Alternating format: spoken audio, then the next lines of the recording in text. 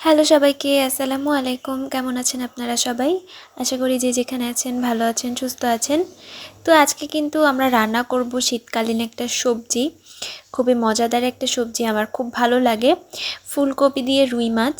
খুব সিম্পলভাবে, সাধারণভাবে আপনাদের সাথে শেয়ার করব, ঘরোয়াভাবে। তো মাছটাকে সুন্দর করে কেটে ধুয়ে নিয়েছি, সবজিটাকেও সুন্দর করে কেটে ধুয়ে নিয়েছি। সবজিটা মানে আমাদের এই ফুলকপিটা কিন্তু খুবই সুন্দর দেখতে, মানে দেখলেই মন ভরে যায় আর খেতেও অনেক মজা লাগে। তো ফুলকপিটা কিন্তু আলাদা একটা কেমন একটা গন্ধ আছে, তো সেটা আমার মা সবসময় একটু গরম পানি দিয়ে একটু ফুটিয়ে সেই পানিটা ফেলে দেয়। একটু লবণও অ্যাড করেছি আমরা, যাতে সবজিটার মধ্যে লবণটা সুন্দর করে ঢুকে যায়। আর সিদ্ধ হওয়ার পরে আসলে লবণ যতই মশলায় দেওয়া হোক না কেন, লবণ কেমন জানি ঢুকতে চায় না, যার জন্য সিদ্ধ সময়ই আমরা লবণটা দিয়ে দিয়েছি। তো সিদ্ধ বলতে আমরা 20 or 30% সিদ্ধ করব, তারপরটুকু পুরাটাই তরকারির মধ্যে, তরকারির ঝোলে সিদ্ধ হবে। তো সিদ্ধ করতে বসিয়ে দিয়ে আমরা মাছে একটু লবণ, একটু হলুদ, একটু মরিচের গুঁড়া দিয়ে সুন্দর করে মাখিয়ে নেব। আর অল্প একটু রসুনের রস দিয়ে নিচ্ছি। মাছের একটা উগ্র গন্ধ থাকে, রসুনের রস দিলে একদম গন্ধটা চলে যায়। মাছ যতই সুন্দর করে ধোয়া হোক না কেন, যারা মাছ লাভার না বা মাছ খেতে একটু কম পছন্দ করে, তারা যদি একটু রসুনের রসটা দিয়ে মাছটা ভাজা হয় তাহলে কিন্তু খুব মজা লাগে খেতে এবং গন্ধ একদমই লাগে না। তো আমাদের ফুলকপি একদম 30% সিদ্ধ হয়ে গেছে। সিদ্ধ হয়ে যাওয়ার পরে আমরা এটাকে একটা চালনির সাহায্যে মানে ছেঁকে নিয়েছি পানিটা। এখন আমরা চলে যাব কড়াইতে তেল গরম করে মাছগুলাকে সুন্দর করে ভেজে নিব। তো একে একে সবগুলো মাছই আমরা দিয়ে দিচ্ছি। আর রসুন বাটার কারণে তেলটা একটু কালো হয়ে যেতে পারে, তাতে ভয় পাওয়ার কোনোই কারণ নেই। এতে ফ্লেভার কোনো রকম কোনো কিছুতেই মানে হবে না। সুন্দর একদম পারফেক্টলি, মানে একদম সুন্দর পারফেক্ট ঘ্রাণ, স্বাদ সব কিছুই পারফেক্ট থাকবে। তো আমাদের এক পিঠ মাছ ভাজা হয়ে গেছে। এখন আমরা উল্টে দিচ্ছিলাম। মাছটা একটু ব্রাউন কালার করে মাছগুলাকে ভেজে নিয়েছি।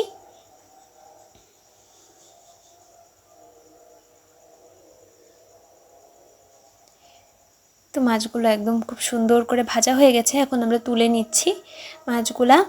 তারপরে আমরা চলে যাব হলো মশলা উপকরণে। মাছগুলো আবার দেখিয়ে দিচ্ছিলাম, রুই মাছটা খুব তরতাজাই ছিল। তো এখন আমরা ওই তেলের মধ্যে পেঁয়াজ এবং কাঁচামরিচ কুচি দিয়ে দিয়েছি।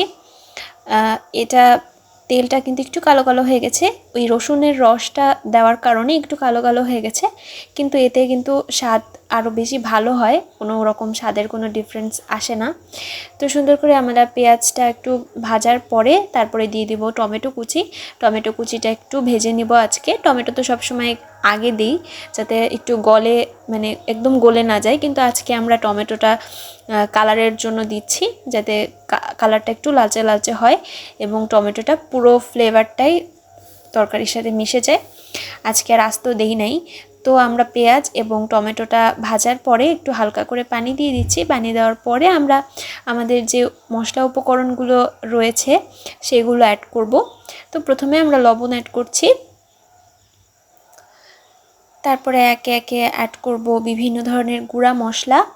তো প্রথমে গুঁড়া মশলার মধ্যে প্রথমে আমরা দিয়ে দিয়েছি হলুদ গুঁড়া,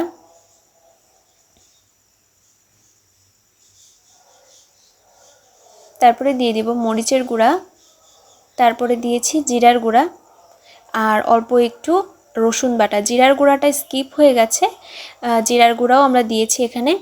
তারপরে দিয়েছি রসুন বাটা। তো রসুন বাটা দেওয়ার পরে সুন্দর করে আমরা মশলাটাকে নাড়িয়ে চাড়িয়ে কষিয়ে নিব। তো সুন্দর করে মশলাটা কষাতে হবে, একটু সময় নিয়ে মশলাটা ধৈর্য ধরে কষালে খাবারের টেস্ট এবং স্বাদ দুইটাই অনেক ডিফারেন্ট আসে, অনেক বেটার আসে। তো অবশ্যই সুন্দর করে মশলাটা কষিয়ে নিয়ে এখন আমরা ফুলকপি, আমাদের 30% সিদ্ধ করা, লবণ দিয়ে ফুলকপিটা দিয়ে দিলাম আমরা মশলার মধ্যে। তারপরে সুন্দর করে কষিয়ে 5-6 মিনিটের মতো কষিয়ে তারপরে আমরা আমাদের পর্যাপ্ত পরিমাণে ঝোল দিয়ে দিব।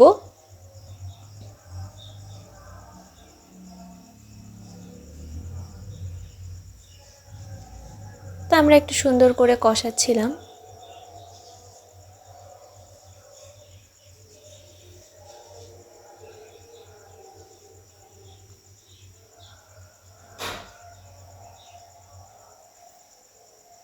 তো এখন আমরা দিয়ে দেব আমাদের পর্যাপ্ত পরিমাণে ঝোলের পানি। তো ঝোলের পানিটা আমরা অ্যাড করে দিচ্ছি। আমাদের তরকারির কালারটা কিন্তু খুব সুন্দর আসছে টমেটোর কারণে, খুবই সুন্দর আসছে তরকারির কালারটা। তো আমরা পর্যাপ্ত পরিমাণে পানি দিয়ে দিলাম। পানি দেওয়ার পরে আমরা কিছু সময়ের জন্য ঝোলটা ফোটার জন্য ঢেকে দিব।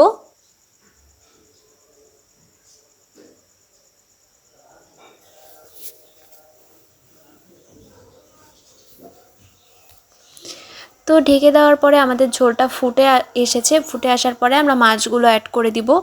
মাছগুলো অ্যাড করার পরে আমাদের পর্যাপ্ত পরিমাণে যে ঝোল আমাদের রাখা দরকার সেইটা রেখে আমরা গ্যাসটাকে অফ করে দিব।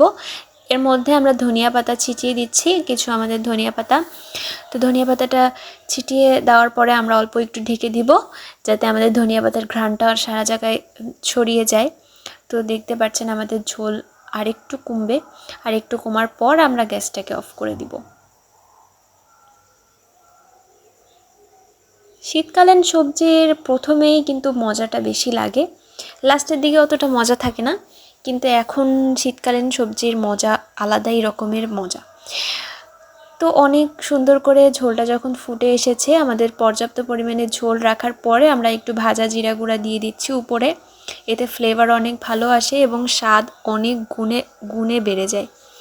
তো পর্যাপ্ত পরিমাণে আমরা জিরার গুঁড়া দিয়ে এই যে আমাদের রুই মাছ এবং ফুলকপির একটা সিম্পল পাতলা ঝোল রেসিপি কেমন লাগলো সবাই অবশ্যই কমেন্ট করে জানাবেন, এবং ভালো লাগলে আমাদের ভিডিওটি শেয়ার করবেন এবং আমাদের চ্যানেলটি সাবস্ক্রাইব করবেন। ধন্যবাদ সবাইকে।